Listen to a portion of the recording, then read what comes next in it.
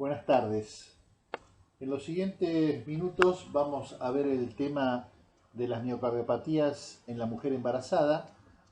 Ante todo quiero agradecer a la comisión directiva del Grupo CAT y a las autoridades del Grupo de Trabajo de Hemostasia en la Mujer por esta invitación que me permite estar hoy con ustedes. Las enfermedades cardiovasculares durante el embarazo son responsables del 25 a 30% de la mortalidad materna y se transforman por esto en la principal causa de muerte materna no obstétrica.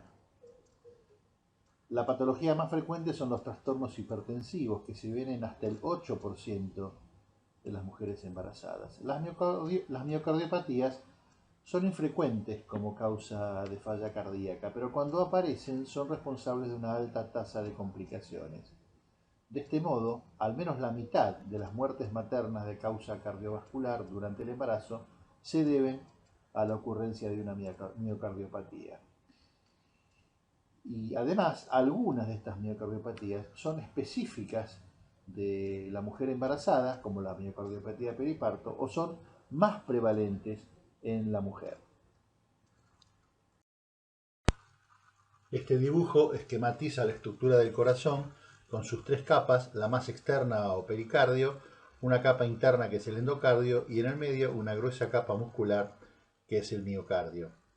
A la izquierda tenemos arriba un corazón normal y abajo vemos uno agrandado, deformado, con un aspecto en botellón que corresponde a una miocardiopatía. Las miocardiopatías las definimos como alteraciones estructurales y o funcionales del miocardio. Pueden ser congénitas, la mayoría son adquiridas. Se habla de miocardiopatía primaria cuando la miocardiopatía es toda la enfermedad, es decir, lo único afectado en el organismo es el músculo cardíaco. Y estas son las formas más conocidas. Hay variantes hipertróficas, dilatadas, restrictivas. Bueno, las iremos viendo a lo largo de la charla. Después, cuando la miocardiopatía aparece asociada a alguna otra patología sistémica, hablamos de miocardiopatías secundarias. Por ejemplo, la que acompaña a la amiloidosis o la que acompaña a la hemocromatosis. En la miocardiopatía, la principal alteración hemodinámica es que cae la fracción de eyección del ventrículo. Como vemos en esta figura, del lado izquierdo tenemos un ventrículo normal, al fin de la diástole tenemos determinado volumen de fin de diástole, el ventrículo durante la sístole se contrae, queda con un volumen final, que es el volumen de fin de sístole, y la diferencia entre el volumen de diástole y el de sístole es lo que el corazón expulsa con cada latido y es el volumen sistólico. Cuando la capacidad de bomba se deteriora, como vemos en el dibujo de la derecha, el volumen de fin de sístole es mucho mayor, es decir, el miocardio enfermo no es capaz de desembarazarse de toda la sangre acumulada durante la diástole. La resultante es que el volumen sistólico entonces es mucho menor y el volumen residual de fin de sístole es mucho mayor. Y esta relación entre el volumen de fin de diástole y el volumen de fin de sístole se expresa, se grafica, se puede medir en un ecocardiograma, por ejemplo, como la fracción de eyección, o en inglés LVEF, que significa fracción de eyección del ventrículo izquierdo. Y bueno, cuando está, el valor normal es alrededor de 45-50% o más, y cuando está por debajo, hablamos entonces de una fracción de eyección disminuida, y cuando está por debajo de 30% hablamos de una fracción de eyección gravemente disminuida. En cuanto a la clínica, la misma va a depender de la caída del volumen sistólico y sus consecuencias anterógradas y retrógradas, y a las modificaciones anatómicas del miocardio. Entonces, lo que va a predominar es la falla ventricular, sobre todo izquierda, pero también puede haber falla ventricular derecha, la rémora dentro del corazón, que favorece la instalación de trombos murales y la posibilidad de embolismo, y finalmente los trastornos de conducción, que se traducen en arritmias, algunas de las cuales, como la fibrilación auricular, también son embolizantes. ¿Qué miocardiopatías puedo encontrar en una mujer embarazada? Bueno, en primer lugar, aquellas que son específicas del embarazo o de la mujer gestante, y estamos hablando de la miocardiopatía periparto. Después tenemos aquellas miocardiopatías con mayor prevalencia en mujeres, pueden verse también en hombres, pero la población mayoritaria es la de mujer. Y esta es la miocardiopatía de estrés o llamado síndrome de Takotsubo.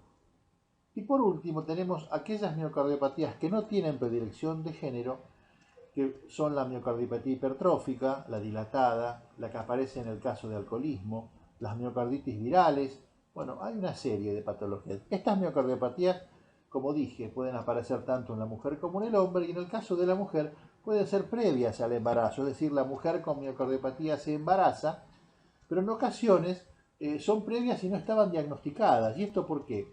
Porque si bien la miocardiopatía era preexistente, no alcanzaba para dar clínica, y el embarazo, y el parto, y la lactancia son situaciones de estrés que obligan a un mayor esfuerzo cardíaco, y entonces algunas miocardiopatías que eran preexistentes pero subclínicas se hacen evidentes durante el embarazo y o durante el puerperio, y que actúan como un desenmascarador de la patología.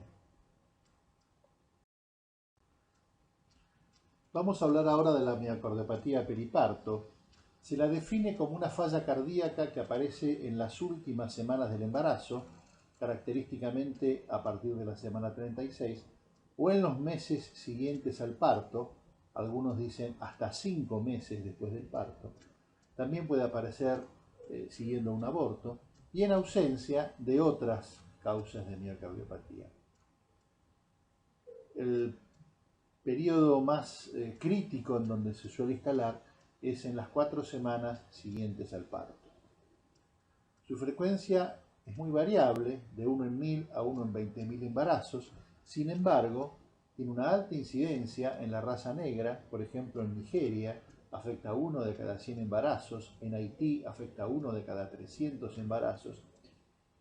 Y por otro lado, hay factores favorecedores, como es la edad materna por arriba de los 30 años, la desnutrición, la multiparidad, la coexistencia durante el embarazo de preeclampsia o la presencia de los factores clásicos de riesgo cardiovascular. La principal alteración es dilatación del ventrículo izquierdo. La dilatación del ventrículo izquierdo redunda, como ya vimos, en la disfunción sistólica, en la incapacidad del ventrículo de bombear suficiente cantidad de sangre, y la rémora consecuente origina falla cardíaca. La fracción de eyección va a estar sistemáticamente baja por debajo del 45%. La mortalidad es muy variable, puede ser baja del orden del 2%, pero puede ser tan alta como el 50%, y esto es especialmente así cuando, después del parto, en los meses siguientes, no se logra normalizar la fracción de eyección. En cuanto a la fisiopatología, es algo compleja. En principio se considera que se requiere la coexistencia de 2 golpes. Por un lado aparecen hacia el fin del embarazo o en el posparto determinados factores que son capaces de dañar la vasculatura endotelial y el miocardiocito, pero por otro lado parece requerirse un miocardio que presente cierta predisposición genética. Esto es, por un lado, la prolactina de 23 kilodaltons segregada por la hipófisis es clivada a través de diversos mecanismos donde participan al estrés oxidativo y enzimas como la catepsina y metaloproteinasas, es clivado en un fragmento menor de 16 kilodaltons que tiene efectos absolutamente perjudiciales sobre el organismo, dado que tiene acción antiangiogénica y tiene una acción proapoptótica sobre el miocardiocito. El endotelio dañado por este fragmento libera un microRNA de 146 aminoácidos que también es miocardiotóxico. Por otro lado, se ha observado con frecuencia que la miocardiopatía periparto se instala en mujeres que han tenido preeclampsia, y se ha visto que la placenta dañada libera una forma soluble del receptor de tirosinquinasa MFS, y esta forma soluble tiene efectos también tóxicos sobre el endotelio. Pero con esto probablemente no alcance, o al menos no alcance en todos los casos, y se ha visto que aproximadamente un 20% de las mujeres que sufren miocardiopatía periparto presentan mutaciones en los genes que codifican para las proteínas sarcoméricas titina, miosina o troponina, y esto sugiere una cierta predisposición sarcomérica. Se considera hoy que la miocardiopatía periparto sería una forma de sarcomeropatía. El resultado final de la interacción entre estos factores es que se produce disfunción del endotelio, apoptosis del miocardiocito, y todo esto debe actuar sobre un sarcómero que está genéticamente predispuesto. En cuanto a la clínica, la principal complicación es la aparición de arritmias, que se ve en hasta el 20% de las embarazadas. La más grave, que puede precipitar la muerte súbita, es la aparición de taquicardia ventricular. 7% de los pacientes presentan fenómenos tromboembólicos, y después, aquellos casos más severos, puede llegar al shock cardiogénico o inclusive a la insuficiencia cardíaca terminal y la necesidad de un trasplante cardíaco. La evolución, al menos la mitad y hasta el 80%, normaliza la función ventricular en alrededor de 6 meses. Esto es menos probable cuando el compromiso inicial fue muy severo, es decir, cuando hubo una caída muy importante de la fracción de eyección o cuando el corazón estaba severamente dilatado. Y también el pronóstico es peor en mujeres de raza negra cuando coexistió con una preeclampsia o cuando la resonancia con gadolinio muestra que el miocardio ha sido reemplazado por áreas fibróticas. Básicamente, la mortalidad y la evolución futura van a depender de si la fracción de eyección se normaliza o no. En cuanto al diagnóstico diferencial, el mismo podría plantearse con cualquier otra miocardiopatía preexistente y asintomática que ha sido desenmascarada por el embarazo, también con miocarditis virales o con valvulopatías severas mitrales o aórticas que también han sido puestas en evidencia por el mayor estrés hemodinámico del embarazo o el parto. Sin embargo, usualmente estas patologías suelen ser sintomáticas desde etapas más tempranas del embarazo. En aquellos casos en donde los síntomas aparecen al final del embarazo o en el momento del parto o en el posparto temprano, sí podría plantearse la necesidad de hacer diagnóstico diferencial con, por ejemplo, un síndrome de Takotsubo o miocardiopatía distrés que se haya instalado en esta última etapa tan demandante de la gestación.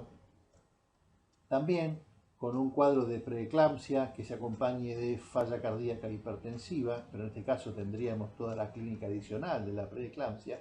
Y finalmente con la ocurrencia periparto o posparto inmediato de una embolia de pulmón, de una embolia amniótica o de un infarto. Y en estos casos, sobre todo en el caso del embolismo amniótico y del infarto, suele haber clínica de shock cardiogénico.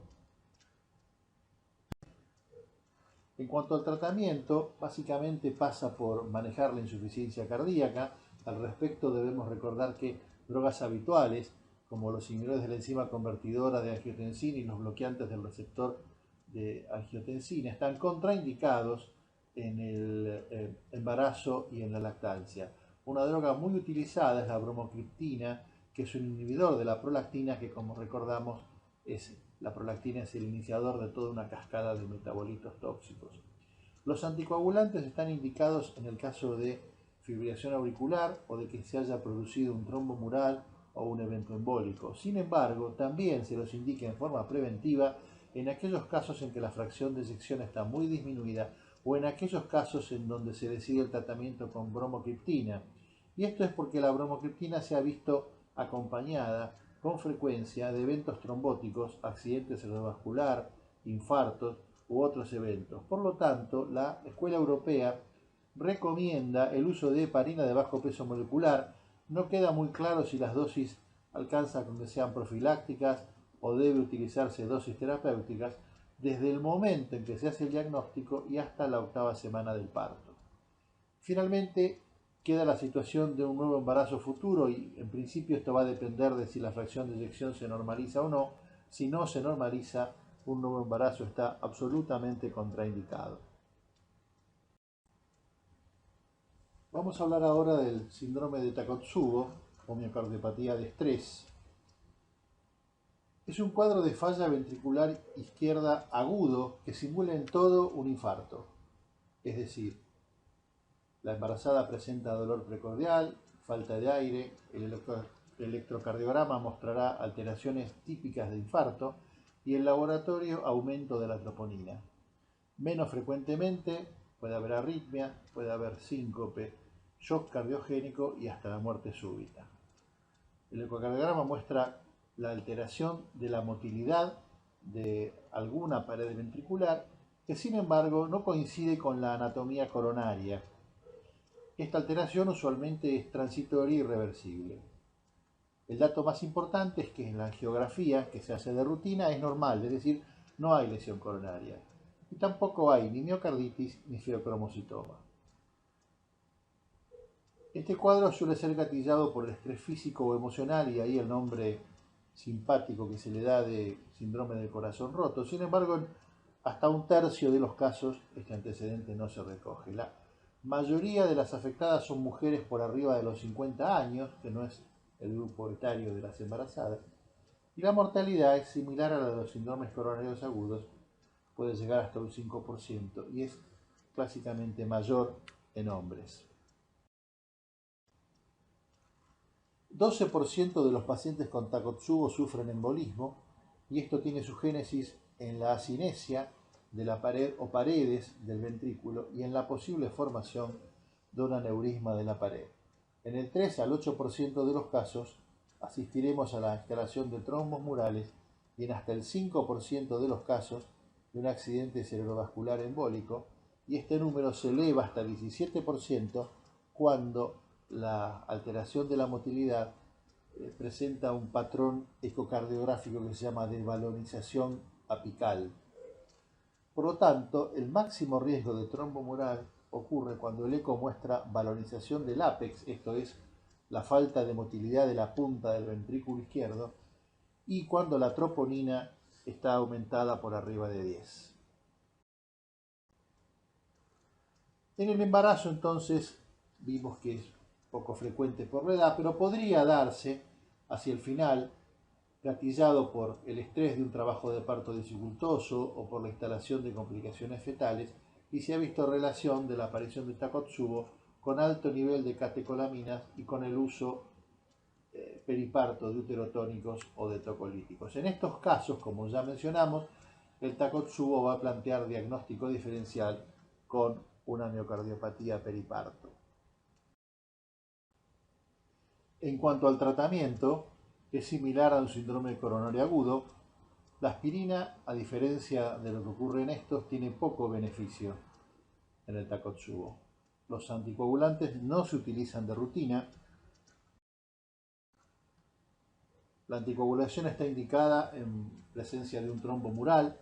Estos pacientes se heparinizan y después migran a anticoagulantes orales, al menos por 3 meses. Luego de esto se debe documentar la resolución del trombo y o la mejoría de la fracción de eyección, y en ese caso se podrá suspender. Los pacientes que han tenido un embolismo, los pacientes fibrilados, también son pacientes en donde se utiliza la anticoagulación de manera indefinida. Finalmente hay un grupo de pacientes en donde se detecta la presencia de uno o más factores de riesgo embólico, por ejemplo, la valorización del APEC, sobre todo cuando cursa con aumento de la troponina o cuando se acompaña de elevación sostenida del segmento ST. Los pacientes con fracción de eyección muy baja, por debajo del 35%, o que simultáneamente tienen valvulopatría mitral, o pacientes con inestabilidad hemodinámica y shock.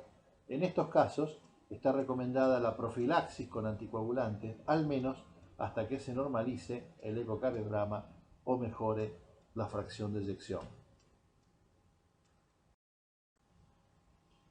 El miocardio no compacto es una miocardiopatía primaria muy poco frecuente. Existen formas familiares que pueden ser heredadas en forma autosómica dominante y otras formas ligadas al X, y también existen formas esporádicas. Y la aparición puede ser en la niñez o en la vida adulta. La explicación es que es una falla en el mecanismo normal de compactación del miocardio y se produce la persistencia en el ventrículo izquierdo de miocardio embrionario.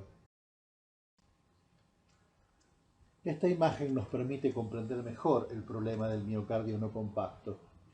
Como vemos, el miocardio normal ha sido reemplazado por una red de fibras musculares que forman como unas trabéculas que le dan un aspecto esponjoso.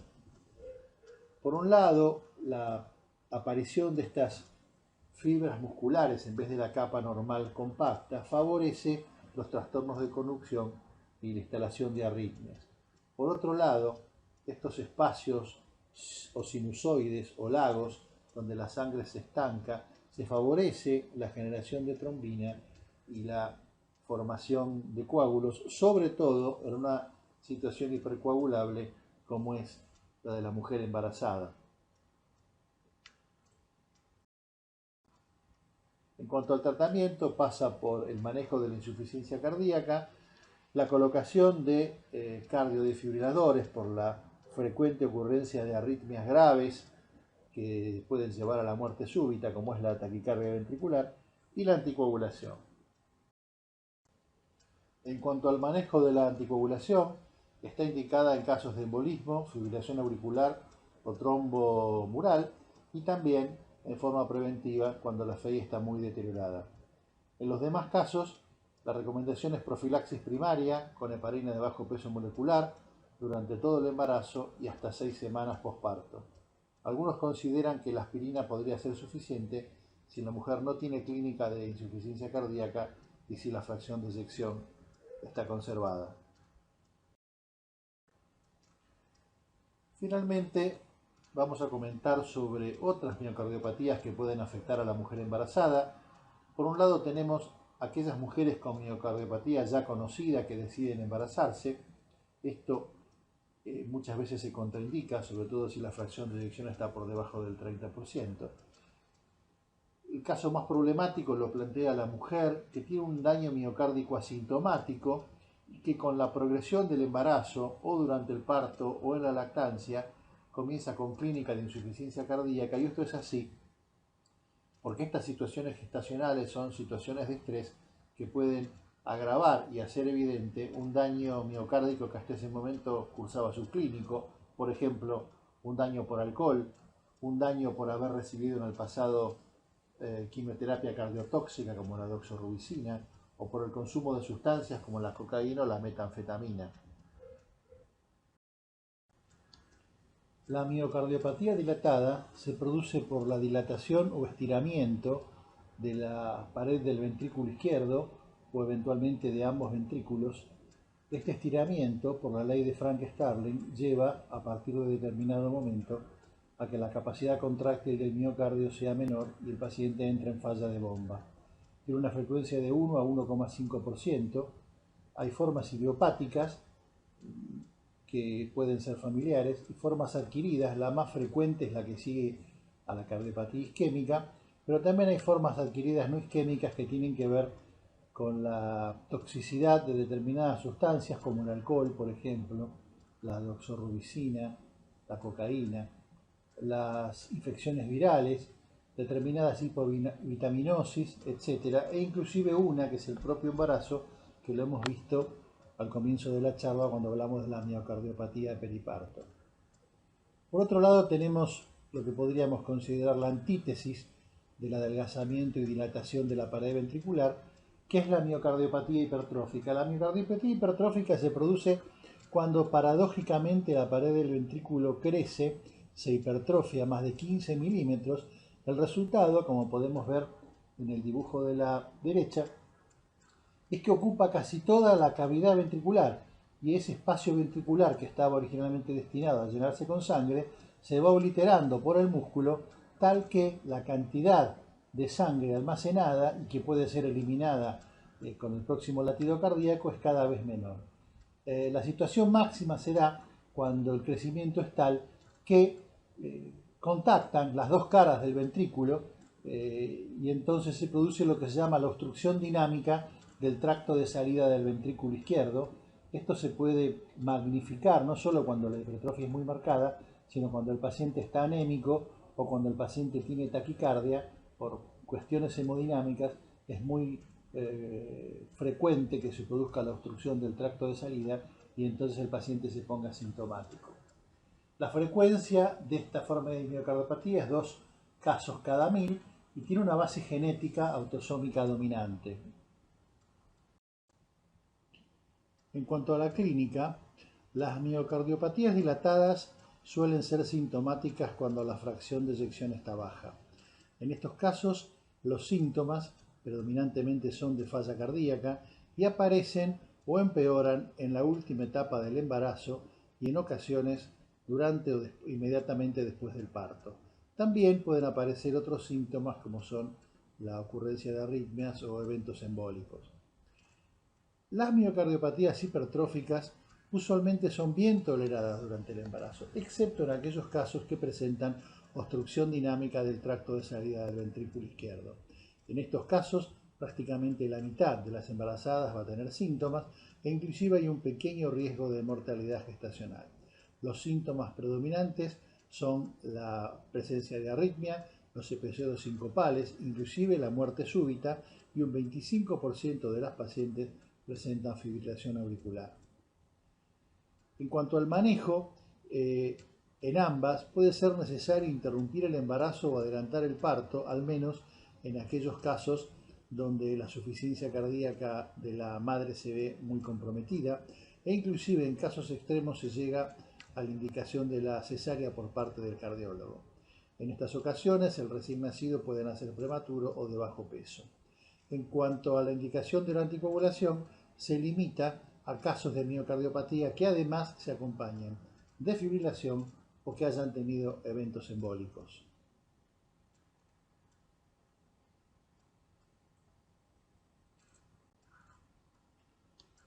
Finalmente, y a modo de conclusión, podemos decir que las miocardiopatías son patologías cardiovasculares infrecuentes pero potencialmente graves en una embarazada.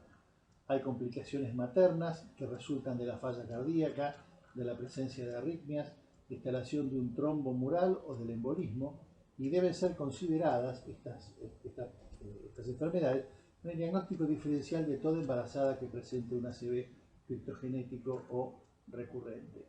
También aparecen otras complicaciones gestacionales, entre ellas la teratogenia de la medicación cardiológica habitual que no se puede utilizar, el deterioro hemodinámico que suele ser progresivo y empeorar hacia el final del embarazo y hacerse más evidente durante el parto y la lactancia. Eventualmente este deterioro puede obligar a la interrupción del embarazo, al parto pretérmino o a la indicación de una cesárea por parte del cardiólogo. La lactancia usualmente va a estar contraindicada y un nuevo embarazo también va a estar contraindicado, sobre todo si la fracción de eyección está por debajo del 30%. En cuanto a la anticoagulación, las guías de las que contamos están basadas en recomendación de expertos, no en evidencia, y no son específicas para el embarazo. Está indicada la anticoagulación en embarazadas que han tenido eventos embólicos o en las que se detecta un trombo mural, y también está indicada la anticoagulación profiláctica en caso de aneurisma de pared, en caso de que la fracción de eyección esté muy disminuida y en aquellas mujeres que se fibrilan aun si el CHA2DS les da 0. Y finalmente, una palabra sobre los anticoagulantes orales directos. No están autorizados para utilizar en el embarazo ni en la lactancia, por lo tanto tienen muy poco lugar en esta situación. Bueno, esta es mi última diapositiva. Quiero agradecer a todos ustedes por su atención y quiero agradecer muy especialmente a la doctora Laila Noya, dado que me facilitó bibliografía e inclusive una charla del mismo tema que preparó hace un tiempo y que me han servido mucho para armar el esqueleto de lo que es esta mi presentación. Nada más.